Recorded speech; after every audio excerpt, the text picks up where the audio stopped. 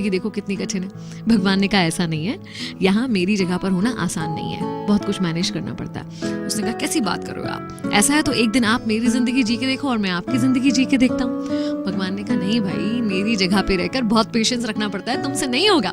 उसने कहा जरूर होगा, आप मुझे मौका दो, आप जो कहोगे जैसा कहोगे करूंगा, लेकिन एक दिन के लिए मुझे भगवान बनने दो और आप एक साधारण इंसान बन के जी के देखो। भगवान मान गए, लेकिन भगवान ने कंडीशन रखी कि बहुत सारे लोग आएंगे, तुमसे कुछ भी कहेंगे, लेकिन तुम्हें रिएक्ट नहीं करना है। वो तुमसे चाहे प्रार्थना करें, चाहे तुम्हें अच्छा बोले बुरा बोले, तुम्हें सीधे खड़े रहना है, ना तुम्हें कुछ बोलना है, ना अपनी जगह से हिलना है, बिल्कुल मूर्ति की तरह ही खड़े रहना।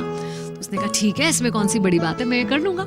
अब बन गया वो सेवक भगवान, और भगवान निकल गए एक दिन की छुट्टी पर। सबसे पहले एक व्यापारी आया मंदिर में, जिसने हाथ जोड़कर प्रार्थना करी कि हे भगवान, एक नई फैक्ट्री लगा रहा हूँ, मुझे खूब धन धान्य देना, मेरे उस फैक्ट्री को खूब तरक्की देना।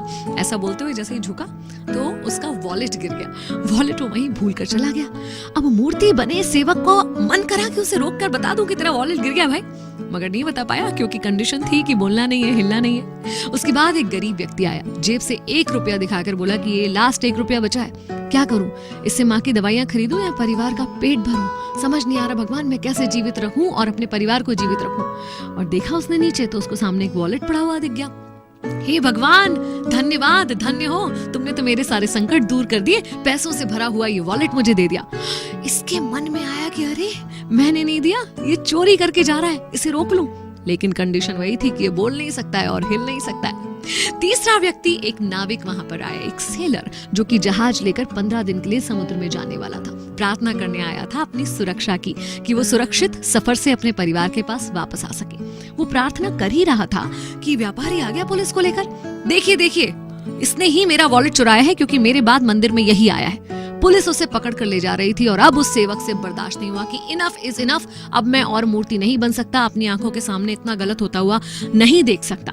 उसने कहा कि ये बिल्कुल गलत है, इसका जो बटुआ है वो उस गरीब व्यक्ति ने चुराया है, मैं भगवान हूँ, मैं बता रहा हूँ। पुलिस ने भगवान की बात तो माननी ही थी, उस गरीब व्यक्ति को पुलिस पकड़ कर ले गई। शाम हुई, जब भगवान आए तो उसने बड़े गर्व से बताया कि मैंने एक अन्याय होने से रोका इस तरह से। भगवान ने कहा हे राम, तूने तो सारा बंटाधार कर दिया, मेरी प्लानिंग का कचरा कर दिया। वो जो धनी व्यक्ति आया था, उसने बहुत कुकर्म करके, काले कर्म करके पैसे को कमाया है। अगर उसका पैसा एक गरीब व्यक्ति के काम आता तो उसके पाप थोड़े कम हो जाते।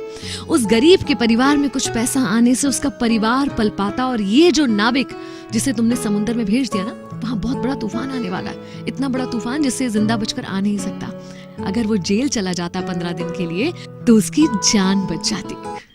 तब उस सेवक को एहसास हुआ कि ये सब कुछ तो शायद मैं सोच ही नहीं सकता था, मैं तो क्षणिक जो कुछ हो रहा था वही देख रहा हूँ।